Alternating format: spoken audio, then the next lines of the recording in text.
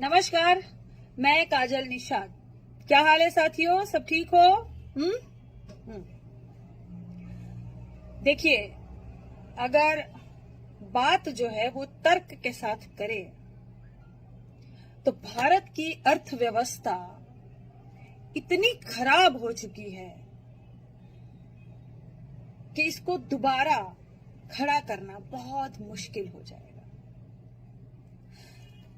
किसी ने बहुत अच्छा लिखा है, मैं उनके विचार आप सबके साथ साझा करना चाहूंगी कि भारत का वास्तविक डेटा और उसकी स्थिति आज की अर्थव्यवस्था के मद्देनजर जरा गौर से सुनिएगा, बहुत ही अच्छे विचार है ये। भारत का जो बाहरी ऋण है वो 500 प्लस बिलियन डॉलर हो चुका है। वोडाफोन 50,000 करोड़ के नुकसान में है।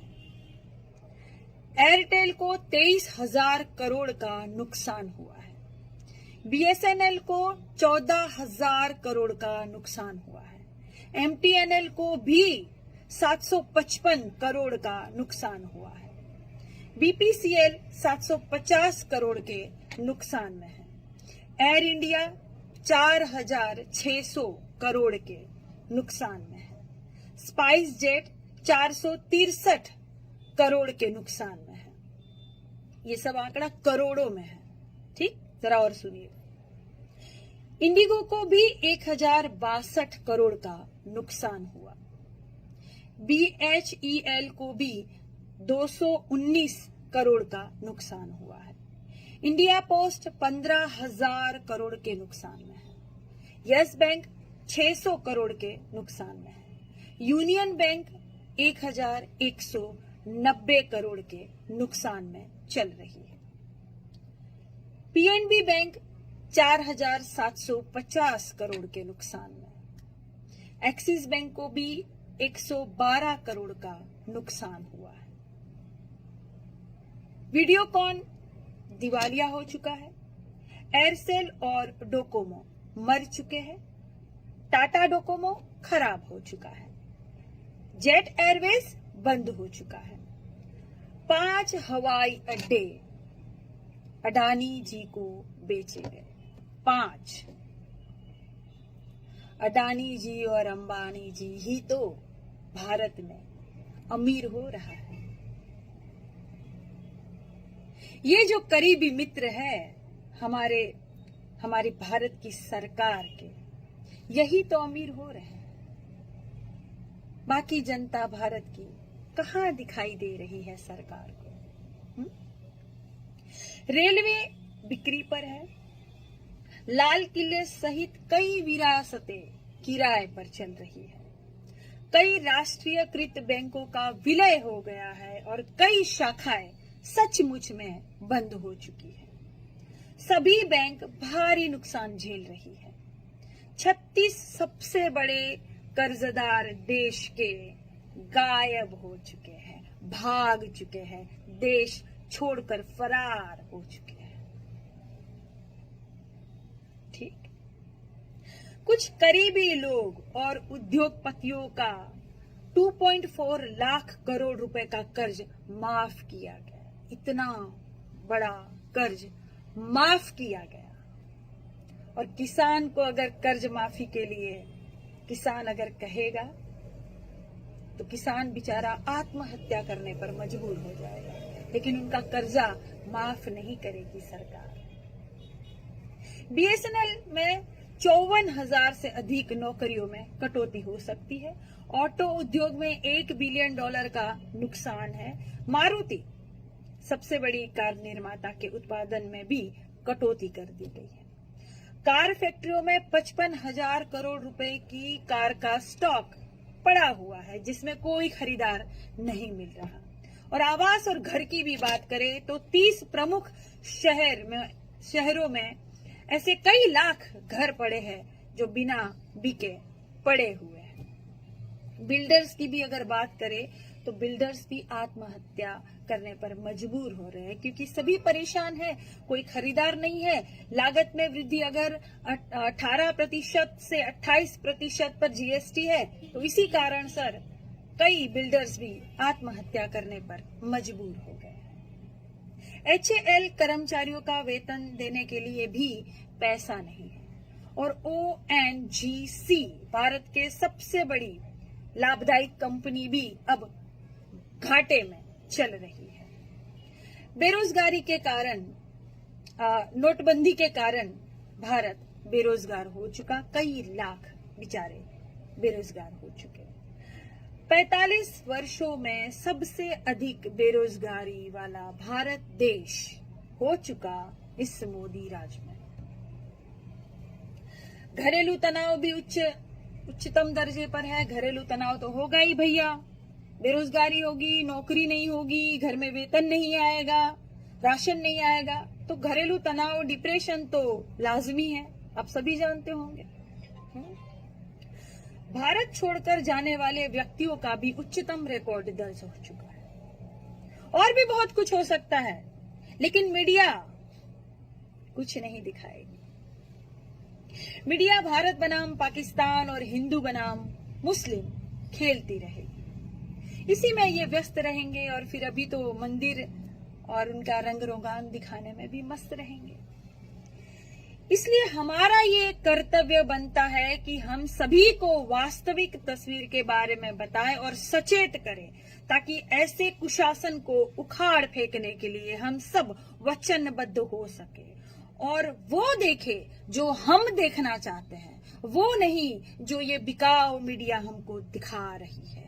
वो सत्य नहीं है, आप सत्य को देखिए। मेरा आप सबसे यही आग्रह है कि आप सत्य को देखिए, सच्चाई को देखिए, जमीनी हकीकतें देखिए, वो नहीं जो ये मीडिया आपको दिखा रही है। निजीकरण के लिए सरकार इतनी उतावली क्यों है, जबकि ये बिंदु उनके मैनिफेस्टो में भी नहीं था। सरकार पहले कहती थी कि हम निजीकरण तो बिल्कुल नहीं करेंगे, उनके मैनिफेस्टो में भी ये नहीं था, लेकिन अब निजीकरण के लिए ही ये सरकार उतावली दिख रही है।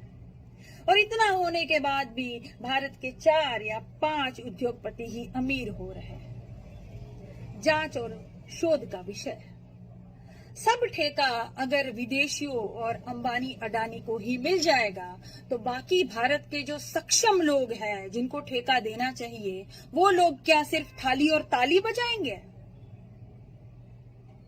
ये विचार करने योग्य विचार है। नींद से जागो, देश मुट्ठी भर लोगों के ही जागीर बनता जा रहा है, बाकी सब गरीब होते जा रहे। सिर्फ अंबानी अडानी जैसे कुछ लोग ही भारत देश में अमीर हैं, सुविधाओं से लैस, ये बिल्कुल अपना जीवन बहुत अच्छे से व्यतीत कर रहे हैं, और बाकी भारत की जनता बर्बाद हो रही है। सोचिए इस बारे में। चुनी हुई सरकार का क्या काम है? क्या वो यही काम कर रही है जिसके लिए आपने उनको चुना था? क्या आपने सरकार सिर्फ और सिर्फ अपनी बर्बादी के लिए ही चुना था? क्या आपने सरकार खुद को बेरोजगार होने के लिए चुना था? आप सोचिए, जरा विचार कीजिए कि आपने सरकार किस लिए चुनी थी, किस लिए इतना स्नेह, प्यार, आशीर्वाद, सहयोग आपने सरकार को दिया था? क्या खुद को बर्बाद करने के लिए या खुद को संकट में डालने के लिए क्या आपने इस सरकार को चुना था? जरा गौर फरमाइएगा, विचार कीजिएगा, आपको सारे जवाब मिल जाएंगे। मौजूदा भारत की जो हालत अगर आप देखेंगे ना गौर से, तो आपको सारे जवाब मिल जाएंगे कि आपने सरकार को किस लिए चुना था। और इतनी सारी जो है सीरियस बातें करने के बाद, इतने सारे अच्छे विचार साझा करने के बाद, आप अभी डिप्रेशन में मत आइएगा, थोड़ा हंस भी लीजिएगा। देखिए क्या है कि टेंशन और डिप्रेशन तो चारों तरफ फैला हुआ है, कोरोना के कारण फैला हुआ है, तो इसमें आप बिल्कुल सीरियस मत हो जाइएगा। हास्य कहीं से भी मिलता है, मैं कहती हूँ, तो थोड़ा हंस भी लीजिएगा, ठीक है? और मैं हूं ना आपको हंसाने के लिए। तो आज एक और बात मैं आपसे साझा करूंगी, एक अच्छा सा चुटकुला सुना देती हूँ। हुआ ये कि हमको एक भक्त मिल गया तो हमने उसे सवाल पूछा कि अच्छा सुनो, कोरोना कहाँ पैदा हुआ बे? तो कह रहा है चीन में। तो हमने अच्छा कोरोना दुनिया भर में कैसे फैल गया? तो उसने कहा मुल्कों के बीच सफर करने से, विदेशियों से आने जाने वाले थे, उससे फैल गया। तो मैंने कहा अच्छा, तो मुल्कों के बीच सफर कैसे होता है? तो उसने कहा हवाई जहाज से।